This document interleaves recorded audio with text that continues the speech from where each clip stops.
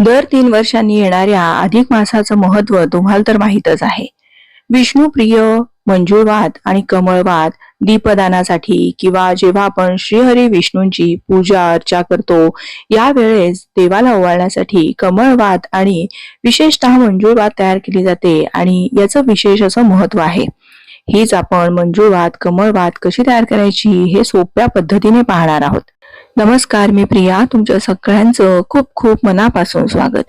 इथे आपण काही साहित्य म्हणजे अगदी काय तर कापूस, रांगोळी आणि हळद कुंकू एवढंच आपण इथे साहित्य घेतलेलं आहे.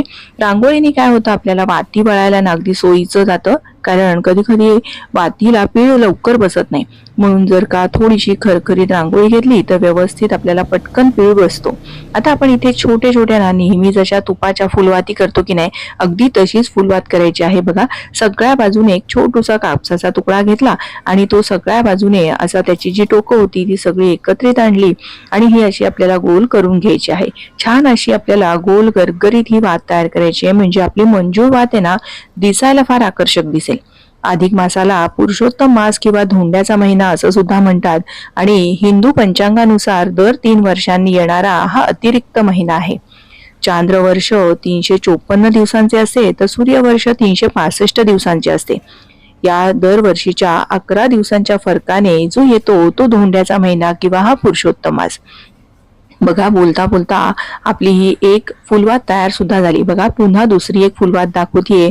सगळी टोकं फक्त आपल्याला ना ही अशी एकत्रित आणायची आहेत आणि थोडंसं रांगोळीचं बोट लावून घ्यायचं आणि लगेच आहे ना हिला असा पीळ देऊन घ्यायचा. इतकी सोपी ही फुलवात तयार करायला आहे. आणि ना या दर 3 वर्षीच्या येणाऱ्या फरकांमुळे हा जो पुरुषोत्तम मास येतो की नाही, त्यावेळेस भगवान श्रीहरी विष्णूंची पूजा अर्चा केली जाते. आता त्याकरताच आपण ही मंजुळवात आणि कमळवात तयार करत आहोत. जेव्हा आपण श्रीकृष्णांना आवडतं जे विष्णू सहस्त्रनाम आहे किंवा व्यंकटेश स्तोत्र आहे, हे दररोज आवर्जून म्हणायलाच हवं. आता येणाऱ्या 17 तारखेपासून जर नियम केला की रोज मंजुळवात लावून मगच तुम्ही विष्णू सहस्त्रनाम म्हणाल, तर आपण रोज संध्याकाळच्या वेळी किंवा सकाळच्या वेळी ही मंजुळवात लावून रोज आपण विष्णू सहस्त्रनामाचं पठण करू शकतो. आता ही जी दुसरी वात मी दाखवतीये ना, ही तुम्ही नीट बारकाईने बघा की मी ही कमळवात तयार करण्याचा प्रयत्न करतेय. तर हे जे आहे ना, तर बघा याचं एक टोक थोडंसं मोठं केलेलं आहे आणि दुसरं टोक छोटं केलेलं आहे. या पद्धतीने आपल्याला कमळाच्या अशा पाकळ्या तयार करून घ्यायच्या आहेत. तर आपला बघा हा धोंड्याचा महिना असतो, तो दर 3 वर्षांनी येतो आणि शक्यतोवर ना 33 पाकळ्यांचं कमळ केलं जातं, कारण या महिन्याचा 3 वर्षांनी जो महिना येतो तेव्हा 33 दिवसांचा हा फरक असतो. त्यामुळे मी इथे या सगळ्या 33 अशा या पाकळ्या तयार करून घेतलेल्या आहेत आणि मंजुळ वाटीसाठी तुम्ही 9 किंवा 11 तुमच्या इच्छेप्रमाणे तुम्ही या छोट्याशा या फुलवाती आहेत ना या करू शकता. तर मी 9 वातींची ही मंजुळवात तयार करून घेणार आहे. तर मंजुळवात तयार करताना बघा या 3 फुलवाती अशा एकत्रित घेतल्या. आपण मधली फुलवात थोडीशी खाली ठेवायची आणि कडेच्या 2 फुलवाती आहेत त्या थोड्या वरच्या बाजूला करायच्या, म्हणजे आपल्याला जी मंजिरी असते की नाही, म्हणजे आपल्या तुळशीची, त्या मंजिरी सारखा याला आकार द्यायचा आहे. पुन्हा आता हीच प्रक्रिया अशी करायची आहे. बघा, दोन्हीही बाजूने हे असं या ज्या फुलवाती आहेत त्या अशा ठेवून घ्यायच्या आणि थोडंसं ना असं कापूस घ्यायचं आणि याच्याने आपल्याला हे असं थोडीशी ही वात घट्ट करायची आणि थोडीशी मोठी पुढे सुद्धा सरकवायची आहे. त्यामुळे या पद्धतीने असं हे तुम्ही करू शकता किंवा मग जर तुमच्याकडे दोरा असेल तर दोऱ्याने सुद्धा असं जरी बांधून घेतलं ना तरीही चालेल. तुम्ही 5 वातींची सुद्धा मंजुळवात तयार करू शकता. असं काहीही नाहीये, तुमच्या इच्छेप्रमाणे तुम्ही 5, 9, 7, 11 असं कुठल्याही आकाराची किंवा तेवढ्या वातींची करू शकता. बघा, ही आपली जी मंजिरी असते याचा आकार देण्याचा आपण हा प्रयत्न केलेला आहे आणि ही आपली 9 फुलवातींची मंजुळवात बनवून तयार झालेली आहे. आता आपण श्रीकृष्णांच्या किंवा माता लक्ष्मीच्या आवडीचं जे कमळवात आहे ती बनवण्याचा प्रयत्न करतोय. तर बघा, या सगळ्या अशा ना साधारण 5 पाकळ्या आपल्याला सुरुवातीला घ्यायच्या आहेत.